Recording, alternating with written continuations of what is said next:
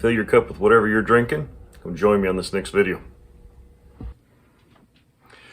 All right, welcome back to the shop. There is a project that I've been wanting to do for a while, and it is a restoration, but it's not a tool restoration. Well, maybe it's a tool. It's this skillet that I've been wanting to clean up. You can see it's a Wagner right there, but it's very rusty. You wouldn't want to cook with this right now. So I'm going to bring you down here on the bench and let's get started restoring this nice piece of cookware. Don't you like to eat? I do. All right, to start off with, we're going to take and scrub this up. I'm going to use a little bit of steel wool here, and we're going to use some baking soda. So let's get things put together here with this little process. We'll clean this thing up and be able to get it seasoned and be ready to go. So a little bit of baking soda. We're going to put a little bit of water in there. We should be able to start cleaning.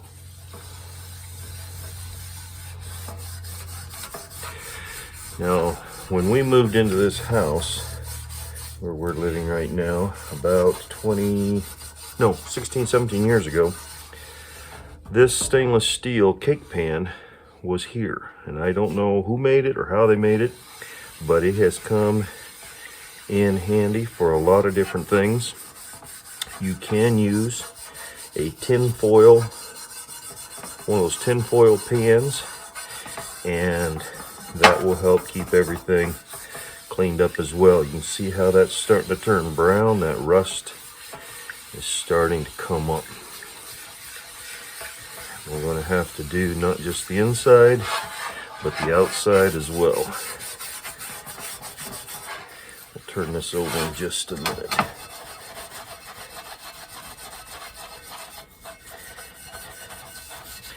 This here, with what we're using, water, baking soda, and then later to neutralize the baking soda, we're going to use some vinegar. You really don't have to have a glove on. So it's probably not necessary here for what I'm doing.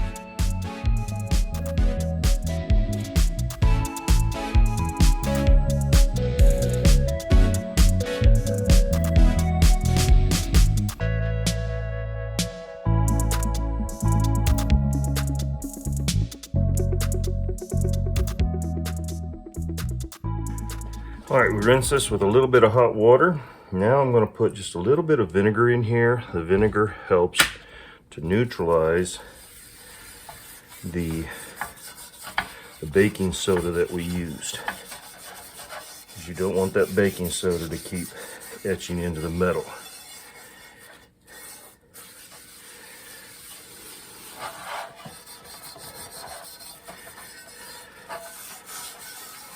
Then we're going to take it over to the grill. I'm going to use my grill to season this.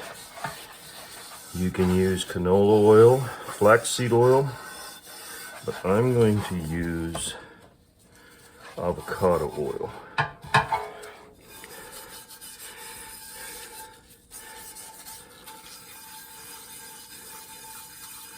So I'm going to go rinse this now with hot water, as hot as I can get it, and then go put it in the grill to warm just a little bit and to get all of the moisture out of the pores of this. And then we will oil it up and let it sit for an hour at about 400 degrees in the grill. All right, we got it up to about 300 degrees, which is good. We have all dried out really well, but you can see there's some flash rust on it. We're going to now take this and I am going to coat it in avocado oil.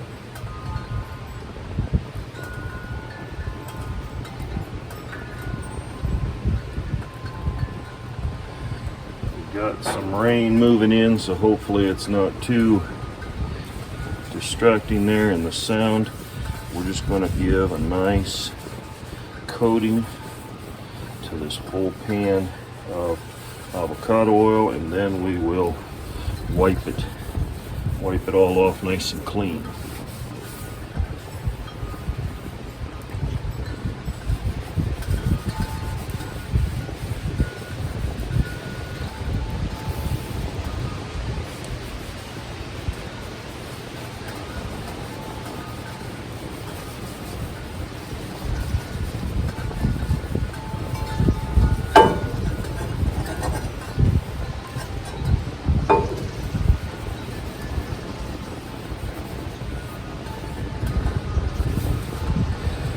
Now we're going to let that set. You want to wipe that off a little bit better, so we do not want it to gel in there. We just want it to seal all those porous cracks. We'll probably do this process at least twice.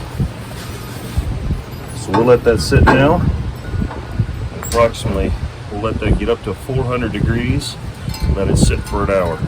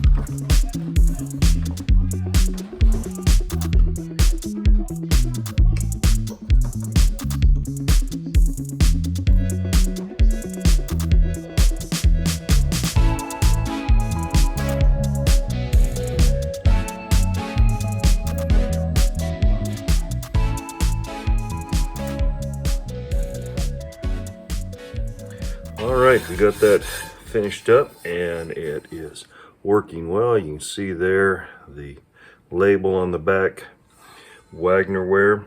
I'm not sure when this was produced. I'd have to do some more research on it, but it turned out just great.